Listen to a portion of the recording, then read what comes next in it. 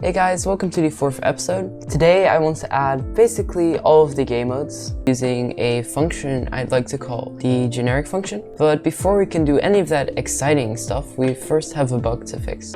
Okay, so we're gonna start off by deleting the ground check transform since we're not gonna need it anymore. In our code as well, we can just remove it. I'm not sure. Here it is. Now we're gonna have to change the onGround function because it is giving an error right now. So instead we'll just do transform.position. Now depending on the gravity scale, we have to go down or up. So let's say vector 3.down times gravity, and that times 0.5. And then for our size, we'll say vector 2.right times 1.1, and we'll also do vector 2.up times ground check radius. For the angle, just 0 degrees, and for the layer mask, just ground mask, and that's it. And now, as you can see when we start playing, everything works completely fine. With that out of the way, let's implement the generic function. Let's start with putting the following game modes side by side: the cube, UFO, ball, and spider. The question is, what do these 4 game modes have in common in terms of gameplay? Well, for all game modes you have to click. For the cube, you click on the ground to go up. The UFO is the same story minus the ground check. And the ball and spider's gravity flip when you click. This is great for a situation because it means we only really need one function to be able to create all these game modes. For the tiny variations in all game modes, we can use parameters. Take a gravity scale as example. So we'll start by creating a new script, and I'm just going to call it generic. And in the script, we can get rid of mono behavior and all of these namespaces over here. We can also get rid of the start and update function. Okay, nice. Now make sure that it is a static public class. Now we'll also add a static function, so we'll say static public void, and we'll call this velocity limit. And for the parameters, we'll say float limit and rigid body 2D RB. So first we need to figure out if our gravity scale is a positive or a negative number, so we'll just say int gravity multiplier. And now we'll do math.abs, and then we'll do rb.gravityscale, and we'll divide this by rb.gravityscale. And this is going to give an error. We can quickly resolve that by just putting brackets here, then making this an integer, like so. Now we're going to say if rb.velocity.y is bigger than minus limit times the gravity multiplier. So we'll say rb.velocity is vector 2.up times minus limit times gravity multiplier. And the reason we're doing minus here is because we're capping the velocity when the player's going down and not up. And I think I'm just gonna name this limit y velocity. I think that sounds a little bit better. Okay, so now we're going to add another function. We'll say static public void create game mode. And this is going to be that generic function I was talking about. It starts with the rigid body 2D RB. And we're also going to need the movement script. We'll just call it host. And we're going to need a bool called onGround required. In the cube, for example, would be true because we need to be on the ground in order to jump. But for example, the UFO, this would be false because we can just jump mid-air. And then we'll add float initial velocity, which controls the power of our jump. Then we'll say float gravity scale, and this is just how fast we're going to fall. Then bool can hold, and we'll just set this to false by default. Then we'll say bool flip on click, and flip on click for the ball and spider is true But for cube and UFO is false. It's quite straightforward. If you click and you match all the requirements, do you also flip gravity? And then we'll add float rotationMod. We'll set that to 0 by default. And then we'll say float y velocity limit. And as default, we'll put this to math.infinity. So now we have to go back to our movement script.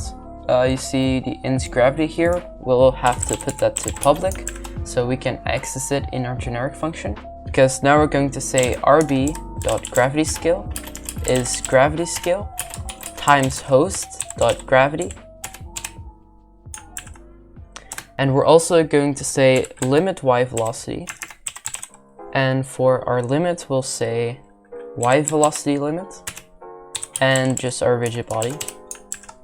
So now we're going to check if the player is holding down the mouse. We can do that by just saying if input.getMouseButton, and we'll just say 0 for the button. And now we have to check if the player is on the ground or if we don't have to be on the ground in the first place. So for that, we'll have to go to movement, get the bool on ground and make sure it's public. Once again, so we can access it in our generic function. Now we'll go if host.onGround or onGround not required. And this is where we jump or whatever. So we'll say rb.velocity is vector2.up, and we'll times this by the initial velocity and host.gravity. And now we also have to implement the flip on click, and we can do this by just saying rb.gravityscale times equals, then we'll say flip on click, and if it's true, then we'll times equals it by -1. So in other words, flipping the gravity. And if it's false, we'll just say 1, which does absolutely nothing with the gravity. So now we're going to check if we're on the ground but we're not holding down the mouse. We can easily do this by just saying else if, and then just copying this over here. Then we'll do host.sprites.rotation is equals to quaternion.euler. We'll say 0, 0, then math.round. Then we'll say host.sprites.rotation, and we'll divide it by 90. And outside of the function, we'll times it by 90. Oh, and make sure this is host.sprite.rotation.set. And this rounds the rotation to its nearest 90 degrees. This is also what we did in episode 1 with the cube. And if none of these are true, then we'll just rotate. So we'll just say host.sprite.rotate. And we'll say vector3.back. And here is where we use the rotation mod. We'll times it by time.delta time, and we'll times that by host.gravity. So everything works fine now, except when you, for example, would use the UFO and hold down the mouse button, you'd shoot up because we're using get mouse button. But for the cube, for example, you would be able to hold and it would keep on jumping. So in order to keep track of all of this in one function, we'll just add a new variable. And I'm going to call it click processed. It's going to be Boolean, as you can see. Make sure it's public. And we'll put this to false by default. Then inside of our function, we're just going to add that bool inside of our if statements here. So we'll just say and host dot click process, make sure that it's false here, and then we'll also copy that over here. And then in the function itself, we'll say host.clickProcess is true, so that this can't be run again. Then we'll reset it when the mouse isn't being held down. So we'll say if not input.getMouseButton. And we also have to take account of our can hold boolean over here. So we'll say or can hold and host.onGround. And now we'll just reset the variable. So we'll say host.clickProcess is false, so that this function here can be called again. I just realized, make sure that this is host.gravity. I also made a little mistake over here. You can just do rb.velocity.y times minus gravity multiplier above limit, like so. And over here we can just get rid of the else, and now everything should work fine. And back into our movement script, make sure you get rid of this over here. We won't be needing that anymore. I completely forgot to mention this in the last episode. You actually need to use fix updates instead of just regular updates, because that way the physics is just a little bit more reliable. Implementing these game modes in a movement script is going to be very straightforward. I'll start with the cube, for example. We can just remove all of this and say generic.createGameMode. The rigid body is just going to be RB. The host is just going to be this, which refers to the movement script. And for the cube, we need to be on the ground in order to jump. And the initial velocity is 19.5269. The gravity scale is 9.057. And can hold is going to be true. Flip on click is going to be false. The rotation mod is going to be 409.1. And there's no Y velocity limit. And that's it. That's the cube game mode. So now we're going to add the ball game mode. So we'll just add a comma here and we'll say ball is 2. Then here we'll say void ball. And now same thing, generic.createGameMode, RB, this, and for the ball you need to be on the ground again. The initial velocity is just going to be 0. The gravity scale is going to be 6.2. Can hold is false. Flip on click is going to be true, and that's it. That's the ball. And then we're going to add the UFO. Now we'll say void UFO. We're going to say generic.createGameMode, RB, this, and for the UFO we don't need to be on the ground. And the initial velocity is 10.841. The gravity scale is 4.1483. Can hold is false. Flip on click is false. Rotation mod is 0. And the Y velocity limit is 10.841. And that's the UFO. Now we'll add the spider as well. So we'll say void spider. And then generic.createGameMode, RB, this, and for the spider we do need to be on the ground. The initial velocity is going to be 238.29. The gravity scale is just 6.2. Can hold is going to be false. Flip on click is going to be true, of course. Rotation mod is going to be 0. And the Y velocity limit is just 238.29. And that's those 4 game modes. You'll see we have way more options to choose from. Let's just begin with the cube to see if everything's working fine.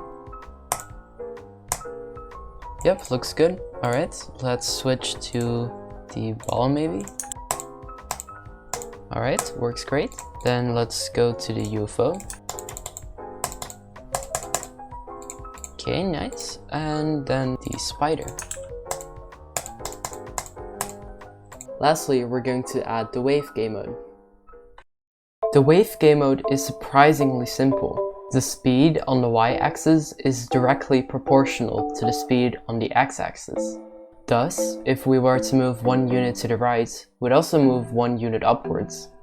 So in Unity, we'll set the y velocity to our current speed. If the player holds down the mouse, then the y velocity is positive. If not, the y velocity is negative. And we'll also set the gravity scale to 0, simply because we don't want gravity to interfere with our y velocity. Back in our movement script, we'll add wave to our game mode enum. Just make it 4 and then the spider 5. Now we'll also add a new function. We're going to call it wave. And we'll start off by setting the gravity scale to 0. Once again, so that gravity doesn't interfere with the y velocity. And we'll also change the value of the velocity. So we'll say new vector 2.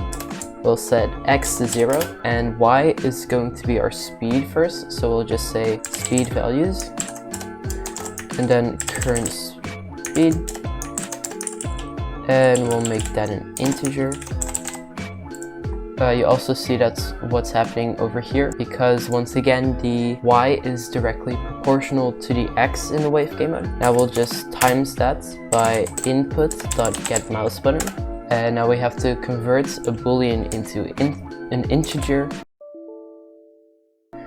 So we'll just say question mark 1 colon negative 1. And oh yes, right, of course, bracket 0, yeah. And then times this by gravity. So now inside of Unity, let's test it out. We'll put the current game mode to wave. And as you can see, that works. And also if the gravity is flipped. So that's everything I wanted to add for today. I hope you enjoyed the video and I'll hopefully see you in the next episode. Bye bye.